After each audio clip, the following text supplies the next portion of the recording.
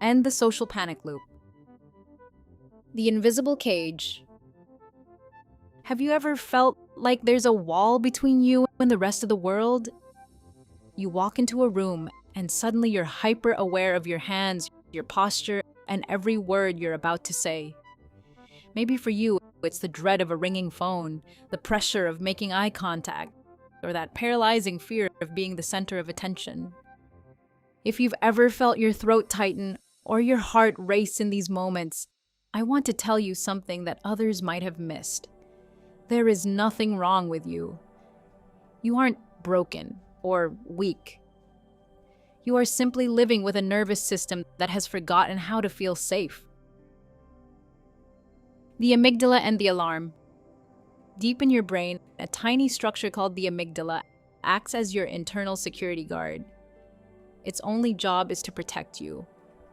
When you've experienced a social threat in the past, like being judged, embarrassed, or rejected, your amygdala marks that situation as a life-threatening emergency. It triggers your fight-flight-freeze system. This is why you can't just think your way out of social anxiety. Logic lives in the front of your brain, but the panic lives in the survival center. When this alarm goes off, your system becomes overactivated.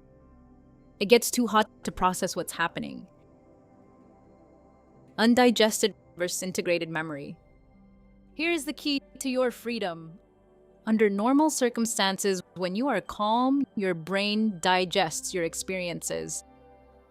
They become integrated memories, files stored in your mind that have no physical charge.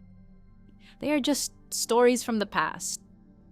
But when you are overwhelmed or stressed, that digestion process stops. The experience gets stuck in the thoughts and imagination level. It becomes an unprocessed looping memory. Because it was never fully comprehended or digested, it stays active in your system.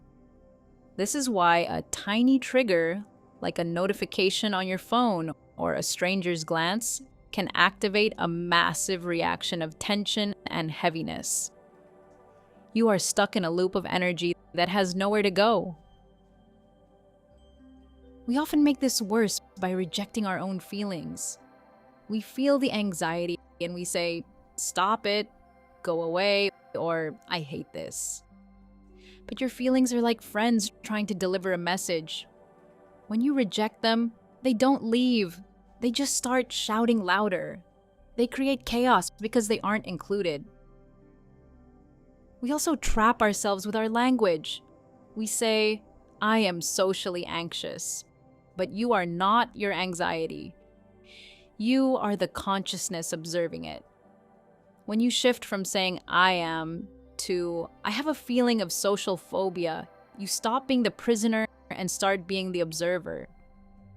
This is where DeepRelease meditations changes the game. We don't talk much about fear. We manually process the charge. Through specific releasing techniques, we help your nervous system finally digest and comprehend those stuck loops. We are manually releasing the undigested energy from the looping memory. So the situation becomes an integrated memory.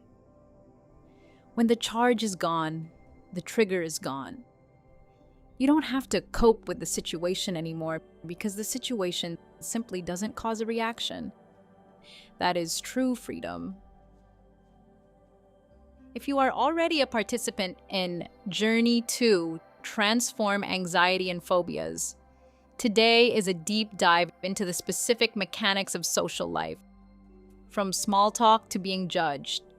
We're going to meet the resistance in your brain, release it from its service, and finally let it go. If you're just visiting us today, you don't have to live your life behind an invisible wall. If you want to master these releasing techniques and fully empty your system of these energy blocks, click the link below. Join our community and start your journey 2 today. Find a quiet, undisturbed place to sit.